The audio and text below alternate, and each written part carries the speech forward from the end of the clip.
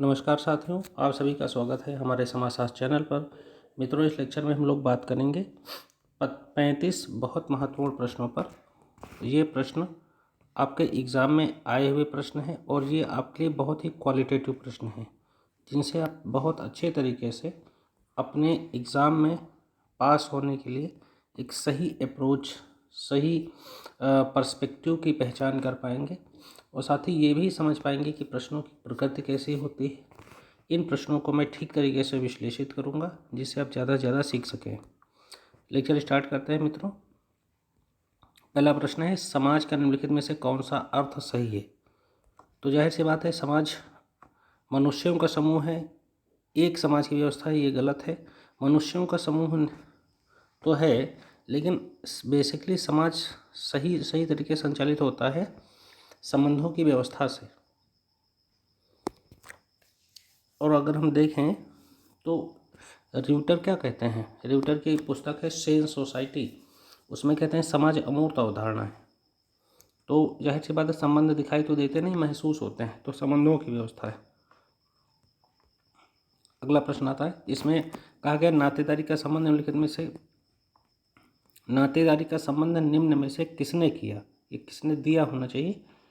तो इसका जवाब है डी के कर्वे, या ये इरावती कर्वे हैं। ये दोनों पद केशव कर्वे नहीं, इरावती कर्वे हैं। कम से कम पूरा नाम लिखना चाहिए, अब यार आदमी कन्फ्यूज होगा। इरावती कर्वे।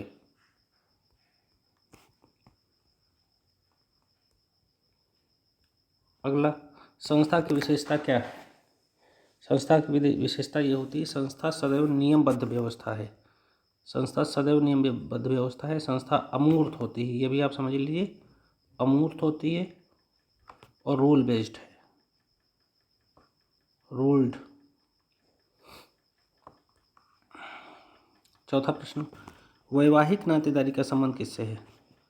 तो जाहिर सी बात है, वैवाहिक नातेदारी में से पति और पत्नी के संबंध जुड़ते हैं और ये सब संबंध बनते हैं वंशानुगत आधार पर। अगला पांचवा प्रश्न इसमें क्या कर रहा है, सांस्कृतिक पिछड़ेपन का सिद्धांत किसने दिया? सांस्कृतिक पिछड़ेपन को मैंने आप लोगों को पहले बताया है, मेरे लेक्चर में जाकर देखिए, और पहले के चारों प्रश्न मेरे लेक्चर से ही हैं, वो भी आप देख सकते हैं। अकबरनम निकाफ ने बताया है। तो सांस्कृतिक पिछड़ापन मैं आपको बता चुका हूँ, दोबारा एक्सप्लेन करने की जरूरत नहीं है। अगला छठा, भौतिक और अभौतिक संस्कृति का मुख्य वाहक क्या है? मतलब भेद किसने किया था?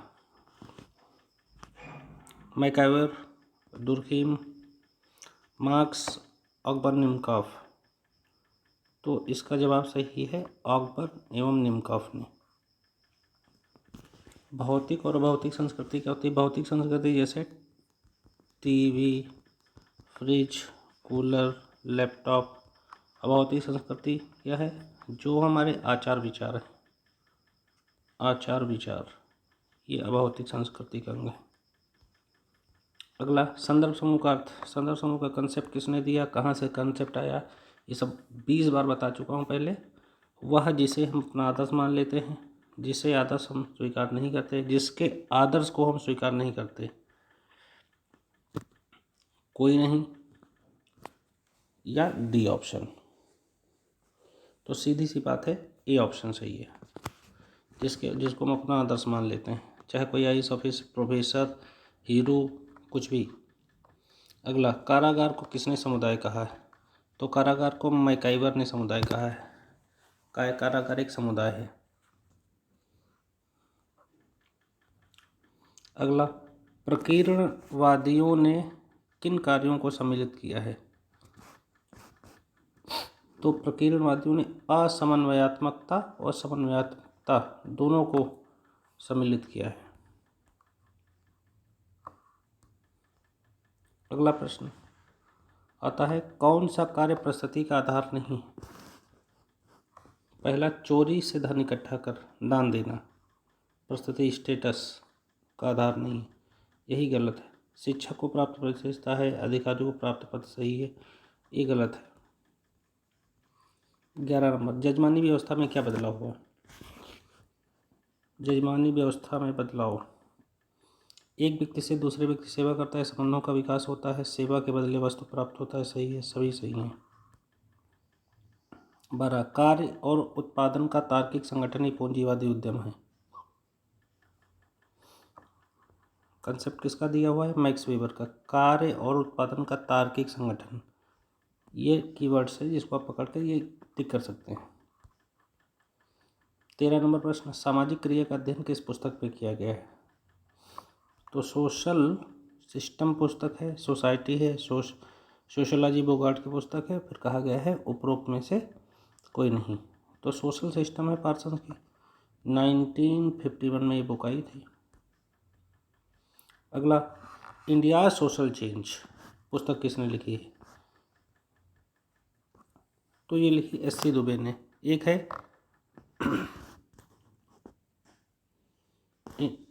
कुछ और किताबें हैं, जैसे एक है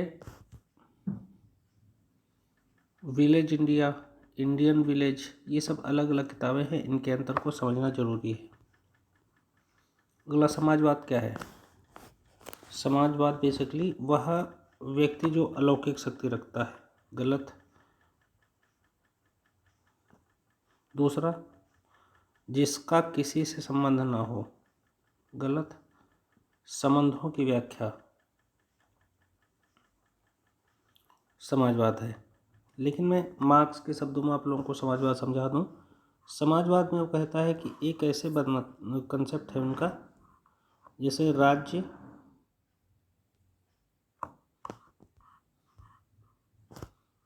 आप दोबारा समझिए,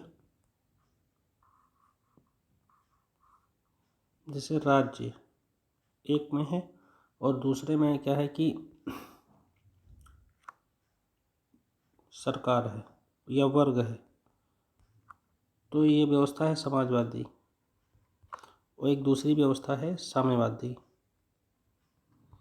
तो कहता है समाजवाद में राज्य रहेगा, वर्ग का नाश हो जाएगा, और साम्यवादी व्यवस्था में वर्ग भी नहीं रहेगा और राज्य भी नहीं रहेगा। इस तरीके से मार्क्स व्याख्या करते हैं। तो ये आपके समझने की चीज़ है। अगले प्रश्न पर आते हैं। वाई.पी. ग्लॉस ने धर्म की क्या विशेषता दी? वाई.पी. ग्लॉस ने धर्म की जो विशेषता दी है, अच्छा प्रश्न है। वो कहते हैं धर्म विश्वास, अनुभव, क्रिया का परिणाम है, यानी उपरोक्त सभी लगेंगे। अगला, परिवार का एक रूप वह है जिसमें हम जन्म लेते हैं, और एक वह रूप है जिसे हम जन्म देते हैं। अब इसे क्या कहेंगे? Family of procreation, family of orientation, परिवार उन्मुखता। और दोनों कथन गलत है, फिर कह रहा है अस्पष्ट है। तो इसका जो इनमें जो सभी ऑप्शन गलत हैं, तो उसे आप कहते हैं फैमिली ऑफ प्रोक्रिएशन।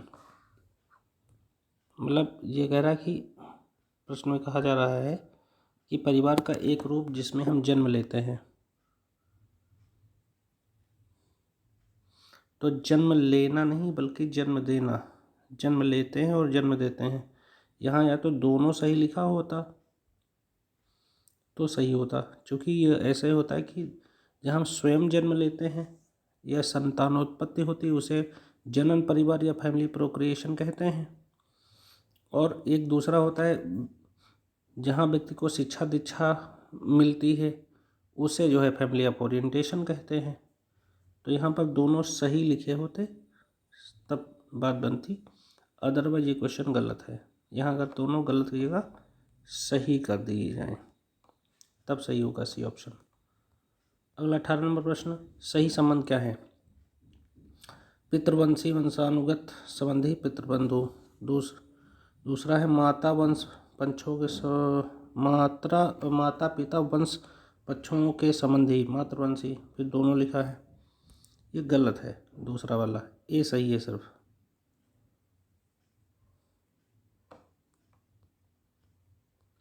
संरचनात्मक प्रयोगात्मकवादी कौन है?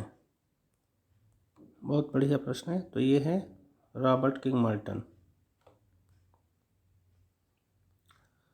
धर्म का प्रगतिवादी सिद्धांत किसने दिया? तो धर्म का प्रगतिवादी सिद्धांत ये दिया गया है रेडक्लिफ ब्राउन और मेलिनोव्स्की ने, ब्राउन एंड मेलिनोव्स्की द्वारा। अगला 21 नंबर प्रश्न बात है, सामाजिक संरचना की भूमिका को किसने परिभाषित किया? सामाजिक संरचना की भूमिका को SF नेडेल ने परिभाषित किया। अगला प्रकट प्रकार वह हैं जो प्रत्यक्ष दृष्टिगोचर होते हैं और जो प्रकारात्मक जो प्रकार्य होते हैं या अप्रकट प्रकार्य बात कह सकते हो, वो दृष्टिगोचर नहीं होते। कभी कभी इनको गोचर और अगोचर प्रकार्य भी लिख देते हैं। सामाजिक समझौता का सिद्धांत किसका है?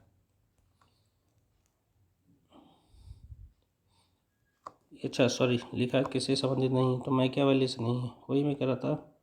हॉब्स लॉक दोनों सही हैं। Races and culture of India पुस्तक किसने लिखी?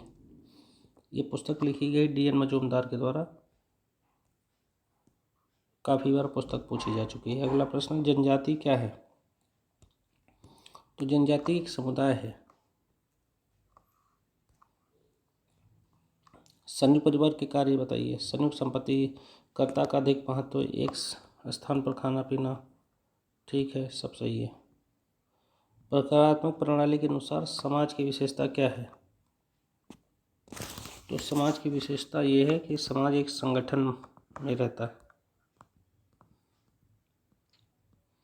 अगला, प्रकार्यात्मक उपागम के अनुसार स्पष्टीकरण। बिल्कुल, तो इसमें स्पष्टीकरण सदैव अनिवार्य होता है। अगला प्रश्न, आत्मसातीकरण क्या है? एसिमिलेशन। तो आत्मसातीकरण में पहला ऑप्शन, सामाजिक जीवन के सभी तत्वों का आत्मसातीकरण गलत।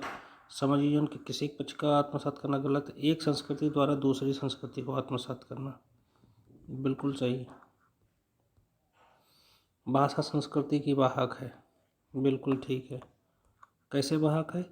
क्योंकि भाषा जैसे पहले इसका लिखित रूप नहीं था हमारे पुराणों का, तो उसमें जनश्रुतियों के माध्यम से पीढ़ी दर पीढ़ी जो है ज्ञान को पहुंचाया जाता था। आगे, सामाजिक अभिमत क्या है? तो सामाजिक जो अभिमत है वह है सामाजिक नियंत्रण का एक तरीका। इंद्रिय परक संस्कृति किसने दिया है कंसेप्ट? तो पितृम सोरोकिन का है। आइडियलिस्टिक आइडिशनल सनसेट, तीनों सोरोकिन के हैं। अगला, ज्येष्ठ पुत्र को मिलने वाले अधिकार को क्या कहते हैं? ज्येष्ठाधिकार कहते हैं, तो सबको पता होगा।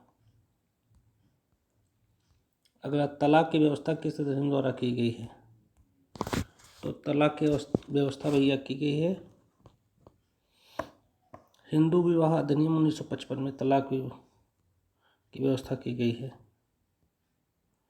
समाज एक यथार्थ है जो व्यक्ति के यथार्थ से भिन्न है, बिल्कुल ठीक है। किसने कहा है?